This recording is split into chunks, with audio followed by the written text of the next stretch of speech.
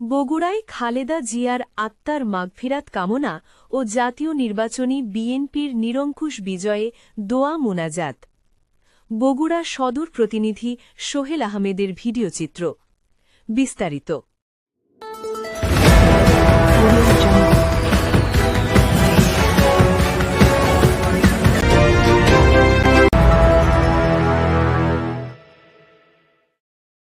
সাবেক প্রধানমন্ত্রী বেগম খালেদা জিয়ার আত্মার মাগফিরাত কামনা এবং জাতীয় সংসদ নির্বাচনে বিএনপির নিরঙ্কুশ বিজয়ে বগুড়ায় দোয়া মোনাজাত করা হয়েছে। বিএনপির কেন্দ্রীয় কর্মসূচির অংশ হিসেবে ১৩ ফেব্রুয়ারি শুক্রবার বগুড়ায় বাইতুর রহমান সেন্ট্রাল মসজিদে বগুড়া জেলা বিএনপির আয়োজনে এ বিশেষ দোয়া ও মোনাজাত করা হয়।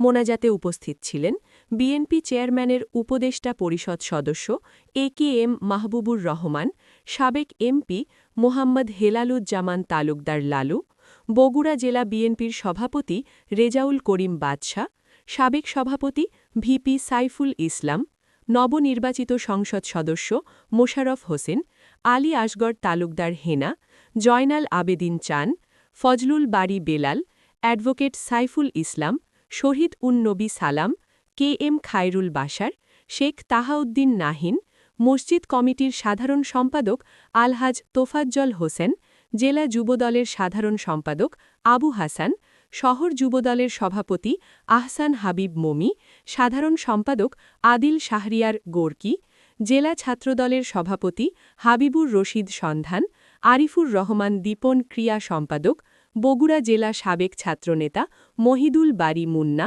বগুড়া শহর যুবদলের সাংগঠনিক সম্পাদক শহরের হাসান শিবলু, বগুড়া শহর বিএনপি রফিকুল ইসলাম লিমন, যুগ্ম সাধারণ সম্পাদক বগুড়া শহর যুবদল সহ অত্র মসজিদের মুসল্লিবৃন্দ উপস্থিতিতে মিলাদ মাহফিল ও দুয়া অনুষ্ঠিত হয়েছে। চলনবিলের সময়ের প্রতিচ্ছবি।